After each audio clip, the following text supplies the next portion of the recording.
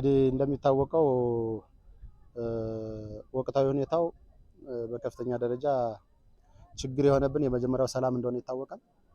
የሰላም ስራችንን እንደ ወረዳ በተሻለ መንገድ ለማምጣት አመራሩም ወደታች ወደ ቀበሌ ጭምር በማውረድ የስራ ማዕከላችን ቀበሌ በማድረግ ከህዝባችን ጋር ፊት ለፊት በመነጋገርና ሰላምን ወደ ቀድሞ ለመመለስ በሚያስችል ሁኔታ ውስጥ እየተግባባን ያለነው። ዛሬ በወረዳችን ውስጥ የኳሪ ጎህና የሚባለው ቀበሌ ከሚባለው ማህበረሰብ ጋር ተወያይተናል። ከሰላማችን ባሻገርም በአጠቃላይ የመልካም አስተዳደርና የልማት ጉዳዮቻችንም ተወያይተናል።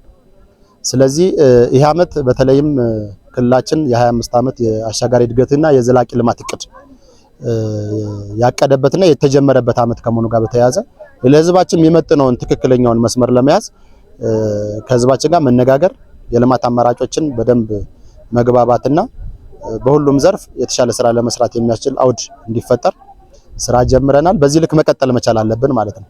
በአንድ እጅ ሰላማችንን በአንድ እጅ ደግሞ ልማታችንን ለማምጣት የሚያስችሉ ስራዎችን እስካልሰራን ድረስ ሁሌም እድሜ ልካችንን የሰላም ችግር ብቻ እያወራን መለወጥም ማደግም ምንፈልገውን ሀገር ልትደርስበት የምትችልበትን የኢኮኖሚ ማማም ጭምር መድረስ የማንችልበት እድል ሊፈጠር ይችላል ማለት ነው። እንደ ወረዳችን በተለይም ትልቁ ፖቴንሻል ነው ብለን የገመገምነውም በኢኒሺዬቲቭም ጭምር የያዝነው የመጀመሪያው ከመስኖ ስራችን ጋር የተያዘው ጉዳይ ነው። ከዚህ ጋር በተያያዘ እንደ ትልቅ ውጤት ይመጣበታል የምንለው የበጋ መስኖ ስንዴ ነው። በዚህ ውስጥ ከ5100 ሄክታር በላይ መሬት በዚህ ተግባር ይለማል። ከ180,000 ኩንታል በላይ ምርትም ይገኛል ተብሎ ይጠበቃል። ይህንን ስንሰራ በተለይም መሬትን ወደ አንድ በማምጣት ህዝቡን በማሳመን በክላስተር ኮሞዲቲ ጭምር የሚሰራ ስራ ከመሆኑ ጋር በተያያዘ ስራ ጀምረናል። እስካሁን 4300 ሄክታር መፈጸም ችለናል። በዘር ከ1093 ሄክታር በላይ ደግሞ ሸፍነናል።